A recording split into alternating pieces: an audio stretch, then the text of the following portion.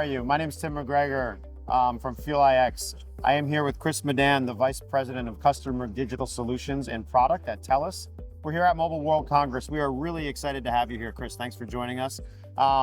We wanted to talk to you today about your generative AI journey at TELUS and how you guys were able to accelerate some of your use cases. So if we could get started, how did you get started with your generative AI journey at TELUS? Yeah, thanks, Tim. And thanks for having me here today. I think TELUS has been on a technology modernization journey for anywhere from 8 to 10 years now. Cloud, data, all the enabling pieces have been part of what we've been working on. And I think that allowed us to actually be really well set up for the foundations that were needed when the generative AI, I'm going to call it boom, happened 2 years ago. And we were lucky enough as a leadership team to be actually spending time while ChatGPT came to life. So at a leadership forum, we actually decided to say, given the fact that we have all the infrastructure in play, how do we make this an integral part of our own DNA? And that's where it all started. So it's been about 2 years now. We're learning a lot, but it's been great so far. So 2 years since the explosion of ChatGPT when it came to the consumer market. In those 2 years, what use cases do you think you've seen that have been the most impactful on TELUS's organization? Yeah. So I would say what we did is we did something very, very different from a lot of what we saw our competitors actually across industries doing. We set up a dedicated sandbox within our own ecosystem for our team members and our employees to actually have free reign and access. So we had over 30,000 users actually using generative AI tooling, and everything from back-end stuff to how to learn to code, how to generate images, how to translate stuff, the basic things that a lot of use cases have driven out of that. And we then use that as a way for us to actually bubble up bigger programs across the organization. So we were the first in Canada to actually launch a customer-facing generative AI chatbot. We have used capabilities and actually now rolled out a translation co-pilot that the whole organization uses. Very important in Quebec. Very important in Quebec, very important in Canada, actually. We're a proudly bilingual country. And we spend millions of dollars on just translation services. And more than the money, it's the time taken to find every asset on our website is bilingual. Everything internal or external facing is bilingual. So translation has been a big piece of the puzzle. We've got field technicians that actually go out and serve our clients. We have a product that we've internally coined as Neo, which is, again, a generative AI tool that allows the right agents to get to the right clients at the time. Scheduling, when you're trying to schedule in a country as big as Canada, can be a huge problem. And you've mentioned a couple different use cases, some that are internal, some that are out in the field. Yeah. But you hit on a little bit of you put the technology in the hands of your employees. Yeah. The democratization of AI, so to speak. What kind of creativity are you seeing from those users that are at TELUS? It is funny. So I would say everything from the basic ones like meeting summary notes, etc. But even my own team and my leaders are out with. Based on how the day went, I get these different emojis that are AI generated on how a particular meeting went. We're just seeing a lot of enthusiasm. We're seeing a lot of coding support play out, QA and tech based pieces playing out. We're seeing a lot of innovation hackathons that are actually live use cases of Unicorn AI, which is our internal tool. That was actually the foundation for Fuel iX playing out. And so there's just so much creativity. It's mind-blowing. And do you think having a platform that allows for selection of large language models or a little bit more flexibility in your deployment, how has that helped you accelerate? Has that platform made a difference in go-to-market?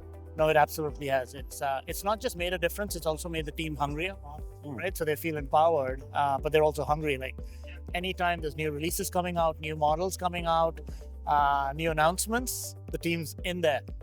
We've got a Slack group that we call the Generative AI Guild. It has over 3,000 to 4,000 active users on a daily basis. Over 10,000 members, but 3,000 to 4,000 active users on a daily basis, just capturing everything that's happening in the generative AI space and saying, when do we bring this in-house? So this doesn't make sense and we should kill this, etc.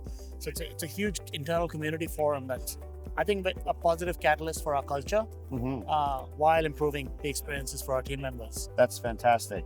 One of the other things that I hear from a lot of the clients that I work with, but also from the TELUS team members, is responsible AI. And I know that TELUS is an incredible leader in the field. The Privacy by Design certification that you got for the TELUS.com chatbot was fantastic. Yeah. But can you give me an idea of how responsible AI and ethical AI plays into your day-to-day? Yeah. No, it's a great question. And again, it goes back to the DNA that I talked about. As I said, we've been on a technology modernization journey for over 10 years now. And as we started to set up our data, as we started to go down our cloud journey, we knew that being responsible and putting the right amount of guardrails around this was not just important for us, but also as a leader in social capitalism. We always operate for what we describe as the greater good. And being responsible with information, we have lots of information, clients and team members, is just baked into our DNA. So this notion of security by design, privacy by design, fraud prevention by design, are all just different aspects of I would say what we take as a privilege, but also a very high responsibility threshold that we have on ourselves. Yeah. And that just manifests itself across the whole design ecosystem into the way we deliver things. Wonderful. And another question, segueing away, we're here at Mobile World Congress, so we have to touch on it a little bit. What are you seeing as like kind of the next innovation around generative AI here at the show for telco users? That might be an applicable question for our audience. Yeah. No, in fact, if you see the cover of the magazine, walking in that they give you, it's the age of AI. The age of AI. The age of AI is it's what's coded up there.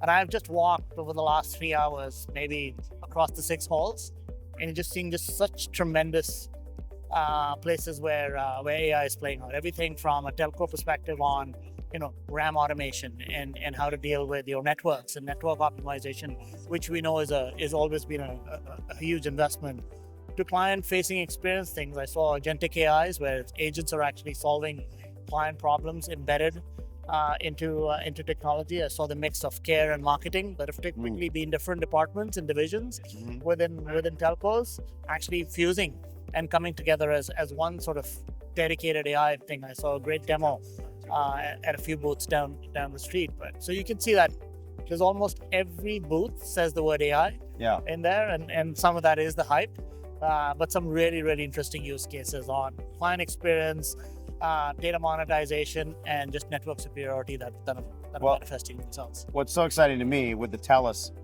involvement with Fuel iX and TELUS Digital is that you guys actually brought something to market, which is incredibly difficult to do for a lot of people in AI. So my closing question would be your advice. What would your advice be to folks that are kind of in that POC death cycle? How would you get them to where TELUS is, where they take Gen AI and put it in production?